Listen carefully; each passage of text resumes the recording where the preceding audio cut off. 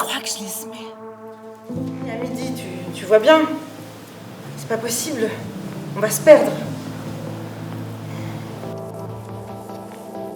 Alors, je m'appelle Julie Roux, et je suis comédienne et metteur en scène.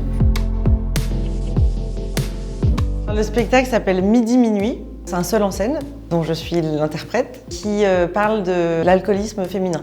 On suit le personnage Johanna, qui est enfermée dans un espace mental, et on la suit en fait dans les méandres de son labyrinthe.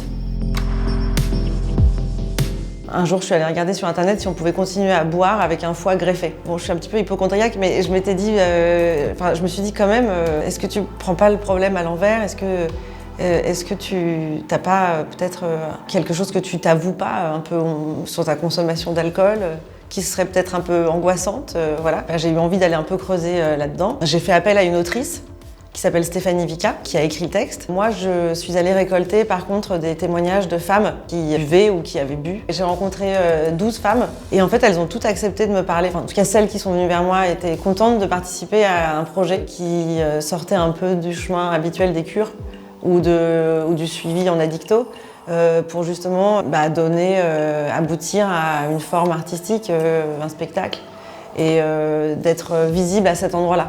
Peut-être sublimé aussi par le théâtre. Par contre, c'est vrai qu'au bout d'un certain temps, et notamment quand les femmes ont l'âge d'être maman, je sentais que c'était un peu moins toléré. Comme si tout à coup, à partir du moment où on était en âge de procréer, on était un peu à côté de ce qu'on attendait de nous. Il y a un peu cette chose où l'alcool, c'est quelque chose qui vient vraiment se placer au niveau du lien, le lien social. La femme, souvent dans la société, elle est un peu garante du lien. Encore aujourd'hui. Tout à coup, boire quand on est une femme, ça devient plus problématique.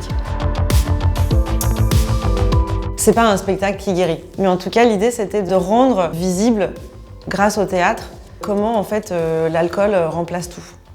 Et même physiquement dans la pièce, en fait, on va être dans la tête de Johanna et on va voir comment l'alcool prend de plus en plus de place. Comme c'est vraiment une relation très intime qu'on peut avoir avec l'alcool. On boit pour aller vers les autres, mais en même temps, en fait, ça anesthésie complètement.